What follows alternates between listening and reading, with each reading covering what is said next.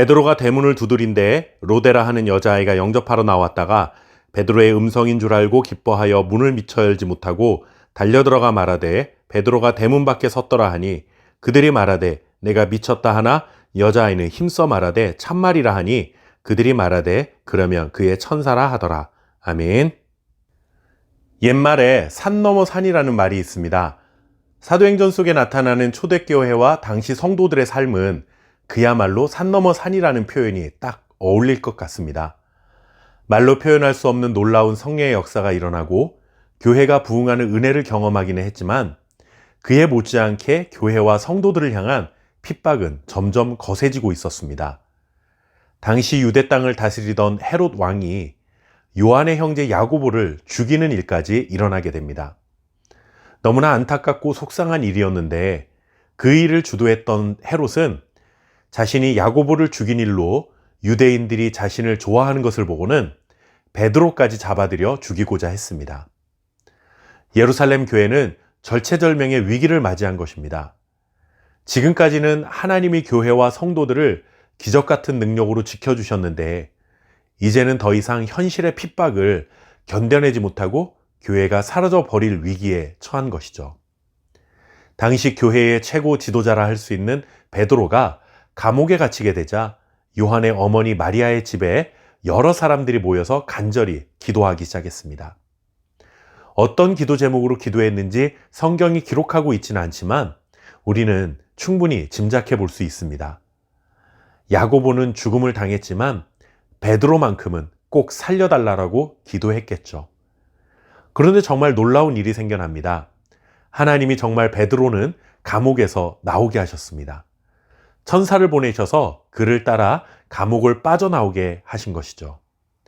베드로조차도 이런 일들이 생인지 환상인지 구분하지 못할 정도였습니다.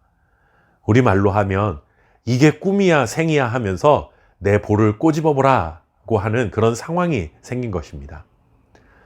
그렇게 감옥을 빠져나온 줄도 모른 채 모여서 기도하던 사람들은 계속해서 기도하고 있었습니다. 베드로는 자신을 위해 그렇게 간절히 기도하던 마리아의 집에 도착했고 문을 두드렸습니다.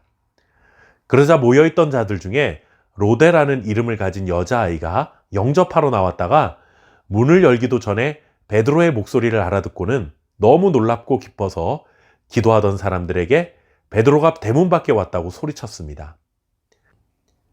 이 소식을 들은 기도하던 자들의 반응이 조금은 의외입니다.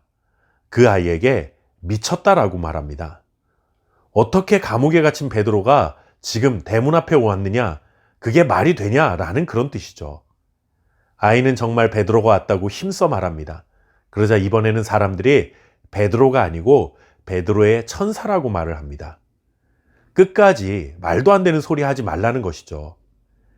지금까지 베드로를 위해 기도는 했지만 정작 기도의 응답은 믿지 못했던 것입니다.